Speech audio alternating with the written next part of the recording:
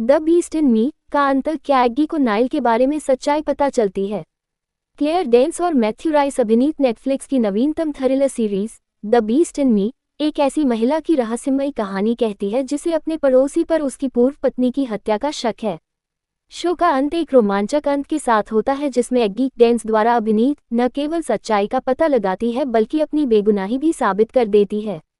The beast in me Netflix पर clear dense और Matthew rice अभिनीत एक नई और रोमांचक थ्रिलर सीरीज है।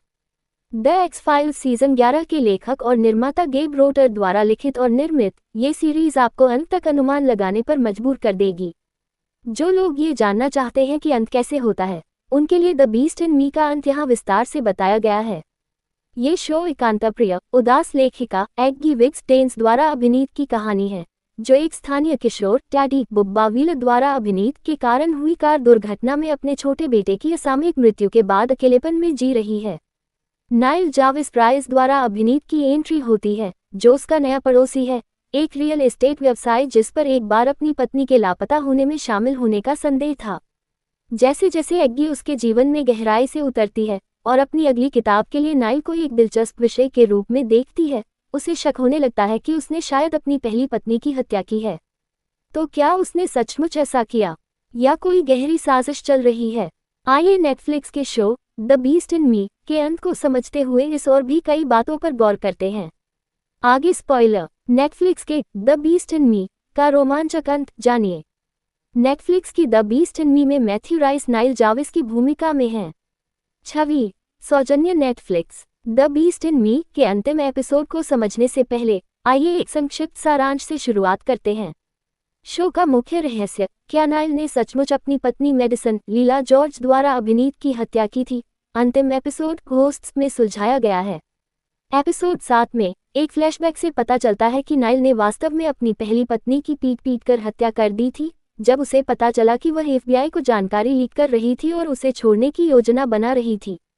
वर्तमान समय में जब नाइल को पता चलता है कि एग्गी को पता है कि उसने उसकी पत्नी की हत्या की है, तो वह टैडी की हत्या के लिए उसे फंसाने की कोशिश में उसके घर में घुस जाता है।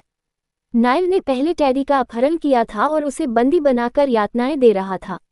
अब वह लड़के को मार देता है और उसकी लाश एग्गी के घर पर छोड़ देता है। समापन की शुरुआत एग्गी के भागने से होती है, जबकि नाइल अपनी जीत की तैयारी कर रहा होता है, जो हमें इस प्रश्न पर लाता है, क्या एग्गी अपनी बेगुनाही साबित कर पाएगी? शुरुआत में नहीं। भागते समय एग्गी FBI एजेंट एरिका हैटियन पार्क द्वारा अभिनीत से संपर्क करने की कोशिश करती है, जो नाइल के चाचा रिक टिंगुनी द्वारा अभिनीत द्वारा धमकी दिए जाने के बाद उसकी मदद करने से इनकार कर देती है।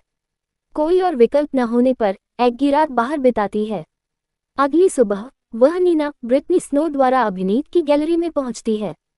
वहां वह पुलिस को बुलाती है और आत्मसमर्पण करने के लिए तैयार हो जाती है। उनके आने का इंतजार करते हुए वह नीना को एक कोने में ले जाती है।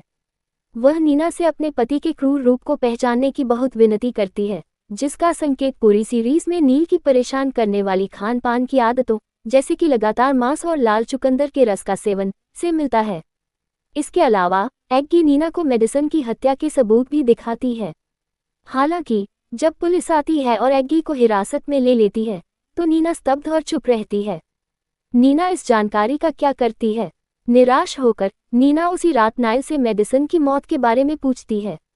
दोनों के बीच गर्मागर्म बहस होती है, जिसमें नाइल मेडिसन और टैडी दोनों की हत्या की बात कबूल कर लेता है। अगली सुबह Nile Olivia Benitez Alice Shannon द्वारा अभिनीत के साथ जाविस यार्ड डील की घोषणा करता है, यह मानते हुए कि सब कुछ सामान्य हो गया है। जल्द ही पुलिस आ जाती है और नीना नाइल को पिछली रात की उनकी बातचीत की रिकॉर्डिंग दिखाती है। नाइल को ले जाया जाता है। एग्गी निर्दोष साबित होती है। क्या नाइल को दोषी ठहराया गया है? हाँ, हालांकि वह खुद को निर्दोष बताता है, फिर भी नाइल को दोषी ठहराया जाता है और पैरोल की संभावना के बिना लगातार 3 आजीवन कारावास की सजा सुनाई जाती है, क्योंकि रिक मेडिसन के शव को छिपाने में नाइल की मदद करने के बाद कम सजा के बदले में गवाह के रूप में सामने आता है। लेकिन रिक के हृदय परिवर्तन का कारण क्या है? जब रिक नाइल के पिता मार्टिन जॉनथन बैंक्स द्वारा अभिनीत को बताता है कि उसके बेटे ने टैडी को मार डाला है, तो वह बूढ़ा व्यक्ति बेहोश हो जाता है।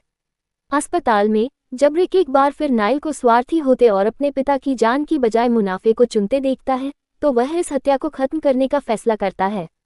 वह मार्टिन का लाइफ सपोर्ट सिस्टम बंद कर देता है ताकि उसे अपनी विरासत को कलंकित होते न देखना पड़े, और फिर नाइल के खिलाफ गवाही देने के लिए खुद को पेश करता है। अगली सुबह Nile Olivia Benitez Alice Shannon द्वारा अभिनीत के साथ जाविस यार्ड डील की घोषणा करता है, यह मानते हुए कि सब कुछ सामान्य हो गया है।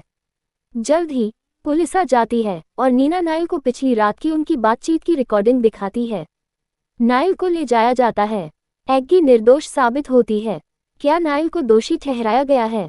हाँ, हालांकि वह खुद को निर्दोष बताता है, फिर भी नाइल को दोषी ठहराया जाता है और पैरोल की संभावना के बिना लगातार 3 आजीवन कारावास की सजा सुनाई जाती है, क्योंकि रिक मेडिसन के शव को छिपाने में नाइल की मदद करने के बाद कम सजा के बदले में गवाह के रूप में सामने आता है।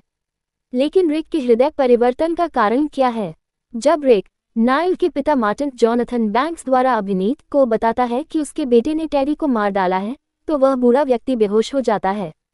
अस्पताल में जब रिक एक बार फिर नाइल को स्वार्थी होते और अपने पिता की जान की बजाय मुनाफे को चुनते देखता है, तो वह इस हत्या को खत्म करने का फैसला करता है। वह मार्टिन का लाइफ सपोर्ट सिस्टम बंद कर देता है ताकि उसे अपनी विरासत को कलंकित होते न देखना पड़े, और फिर नाइल के खिलाफ गवाही देने के लिए खुद को पेश करता है। क्या एग्गी ने नील नदी के बारे में किताब खत्म कर ली है? नाइल के बारे में लिखी अपनी किताब द बीस्ट इन मी को न केवल पूरा किया बल्कि प्रकाशित भी किया। लॉन्च के मौके पर उसने खुलासा किया कि वह नाइल से जेल में मिलने गई थी ताकि उसे अंतिम शब्द कहने का सम्मान दे सके। इस मुलाकात के दौरान दोनों ने उसके क्रूर स्वभाव के बारे में लंबी बातचीत की। ऐसा प्रतीत होता है कि एग्गी अंततः अपने मानसिक स्वास्थ्य और लेखन करियर दोनों के मामले में बेहतर स्थिति में है। जेल में नील के साथ क्या होता है? रिक जब जेल में अपने कुछ दोस्तों से संपर्क करता है, तो वे नाइल पर घात लगाकर हमला कर देते हैं। कैदी उसे चाकू मार देते हैं और खून बहने के लिए छोड़ देते हैं, क्योंकि रिक ने नाइल की दुष्टता को हमेशा के लिए खत्म करने का संकल्प लिया था। द बीस्ट इन मी का अंत समझाया गया। नीना का क्या हुआ? नीना अपनी जिंदगी जीती रहती है। उसके पास नाइल का बच्चा है और वह उसे एक बेहतर इंसान बनाने के लिए दृढ़ संकल्पित है। हालांकि अंत में वह बच्चे की आंखों में देखती है और एक पल के लिए रुक जाती है। ये समझा जा सकता है कि उसे वही अंधेरा दिखाई देता है जो दूसरों ने कभी नाइल की आंखों में देखा था। फिर भी वह इस विचार को मन से निकाल देती है और बच्चे को फिर से लपेटना शुरू कर देती है, और जैसे जैसे श्रृंखला समाप्त होती है। द बीस्ट इन मी वर्तमान में नेटफ्लिक्स पर स्ट्रीमिंग कर रहा है।